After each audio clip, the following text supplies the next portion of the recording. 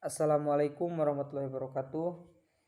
Perkenalkan, nama saya Thohir, NPM 202191195 dari kelas 20E, Fakultas Keguruan dan Ilmu Pendidikan.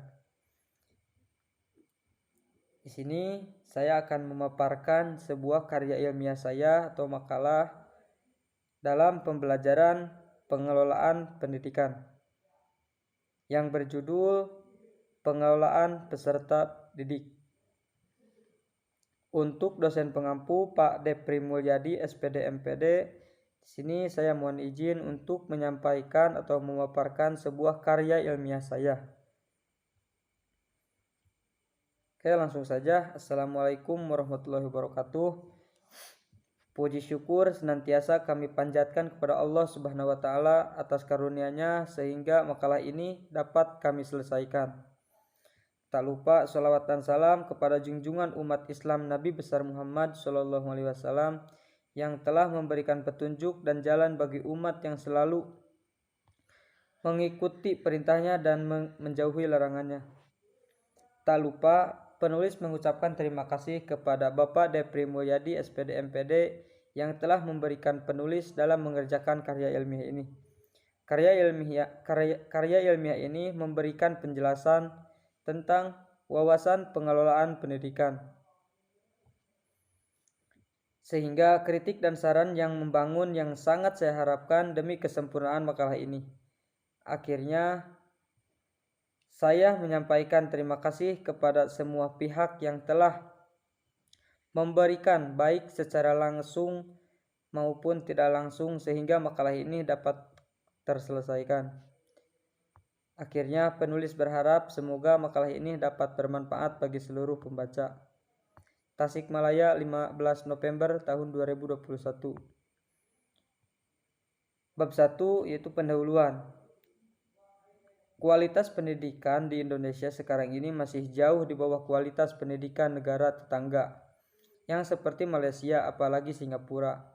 Sebagai salah satu penentu tercapainya tujuan pendidikan nasional, maka kinerja tenaga pendidik dan kependidikan perlu ditanyakan. Kenapa dari dulu negara lain mengimpor guru dari Indonesia kini memiliki kualitas pendidikan yang lebih baik dari Indonesia? Seperti kita ketahui, sekarang ini banyak tenaga pendidik yang sekarang mengajar di sekolah-sekolah di Indonesia masuk melalui jalur khusus, jalur yang tidak wajar namun umum diketahui. Istilahnya banyak digunakan untuk fenomena ini adalah rahasia umum. Kata orang, kalau tidak punya uang tidak bisa jadi pegawai negeri. Menyedihkan, tapi itulah yang terlihat di masyarakat sekarang. Seiring dengan pesatnya kemajuan ilmu, pengetahuan, dan teknologi di era globalisasi ini, upaya peningkatan kualitas sumber daya manusia pun menjadi aspek yang sangat penting. Perkembangan ilmu pengetahuan dan iptek telah menjadi tantangan tersendiri bagi dunia pendidikan, terutama bagi para pendidik yang memegang peranan strategis dalam upaya pembentukan karakter anak bangsa. Oleh karena itu, tenaga pendidik dituntut untuk mampu mengikuti laju perkembangan ilmu pengetahuan dan teknologi pula. Oke, untuk rumusan masalah, berdasarkan dasar pemikiran di atas, maka diperoleh rumusan masalah sebagai berikut. Apa sajakah konsep dasar pengelolaan pendidikan? Apa sajakah prinsip-prinsip dalam pengelolaan pendidikan? Apa sajakah pendekatan yang dilakukan dalam pengelolaan pendidikan? Tujuan. Adapun tujuan dari makalah yang mengacu pada rumusan masalah adalah sebagai berikut. 1. Dapat mengetahui konsep dasar pengelolaan pendidikan, dapat mengetahui prinsip-prinsip pengelolaan pendidikan, dan dapat menerapkan pendekatan dalam pengelolaan pendidikan. Bab 2 yaitu pembahasan konsep dasar pengelolaan pendidikan. Kata pengelolaan berasal dari kata manajemen, sedangkan istilah manajemen sama artinya dengan administrasi. Sutisna 1983. Oleh sebab itu, pengelolaan pendidikan dapat diartikan sebagai upaya untuk menerapkan kaidah-kaidah administrasi dalam bidang pendidikan. Prinsip dan fungsi pengelolaan pendidikan. 1. Pengambilan keputusan. Membuat keputusan merupakan bagian dari kehidupan kita sehari-hari, baik secara individu atau secara kelompok dalam satu organisasi. Yang kedua, peranan. Merencanakan adalah kegiatan persiapan untuk mengantisipasi tindakan-tindakan apa yang akan dilaksanakan. Perencanaan adalah juga dapat merumuskan tujuan dan teknik-teknik untuk dapat mewujudkan tujuan tersebut. 3. Pengorganisasian. Pengorganisasian merupakan suatu gerak langkah menuju ke arah pelaksanaan rencana yang telah disusun sebelumnya. 4. Komunikasi. Mengkomunikasikan berarti menyalurkan informasi, ide, penjelasan, perasaan, pertanyaan dari orang yang satu kepada orang yang lain. 5. Koordinasi. Mengkoordinasikan adalah serangkaian kegiatan untuk mempersatukan sumbangan dan saran dari para anggota organisasi, bahan dan sumber-sumber lain yang terdapat dalam organisasi itu ke arah pencapaian tujuan yang telah disepakati bersama. 7.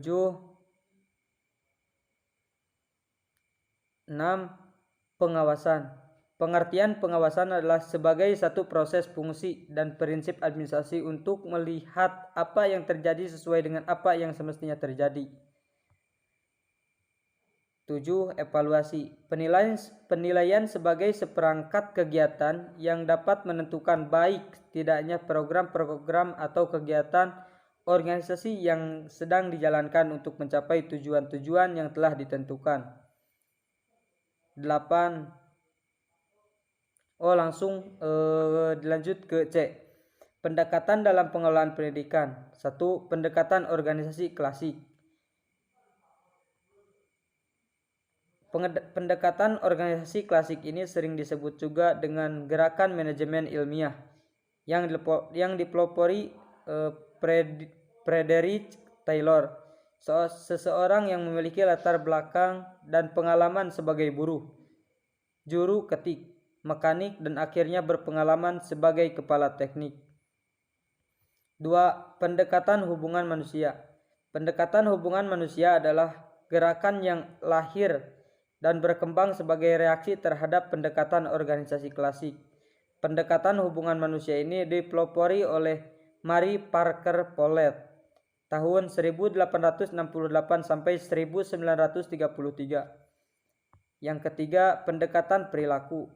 Pendekatan perilaku dalam administrasi adalah membangunkan antara hubungan sosial dengan struktur formal dan menambahkan dengan proporsi yang diambil dari psikologi, sosiologi, ilmu politik, dan ekonomi. Bab 3 penutup.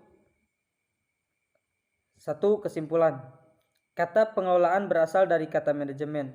Pengertian administrasi adalah sebagai keseluruhan proses kerjasama antara dua orang manusia atau lebih yang didasarkan atas rasionalitas tertentu untuk mencapai tujuan yang telah ditentukan sebelumnya. Prinsip-prinsip wawasan pengelolaan pendidikan adalah 1. Pengambilan keputusan, 2. Perencanaan, 3. Pengorganisasian, 4. Komunikasi, 5. Koordinasi, 6. Pengawasan, 7. Evaluasi. Pendekatan dalam pengelolaan pendidikan. 1. Pendekatan organisasi klasik. Gerakan ini mencari upaya untuk dapat menggunakan orang secara efektif dan organisasi industri. Konsep dari gerakan ini adalah orang dapat juga bekerja layaknya sebagai mesin. 2. Pendekatan hubungan manusia. Pendekatan hubungan manusia adalah gerakan yang lahir dari berkembang sebagai reaksi terhadap pendekatan organisasi klasik. 3. Pendekatan perilaku. Pendekatan perilaku dalam administrasi adalah membangunkan antara hubungan sosial dengan struktur formal dan membahkannya dengan proposisi yang diambil dari psikologi, sosiologi, ilmu politik, dan ekonomi. Saran, untuk meningkatkan pengelolaan pendidikan sekolah, sebaiknya kunjungan antar sekolah sering dilakukan untuk melihat kemajuan dan perkembangan yang telah dicapai di sekolah masing-masing. Sekian pemaparan atau penyampaian karya ilmiah saya. Mohon maaf bila banyak salah kata atau kesalahan dalam pembuatan makalah ini. Terima kasih.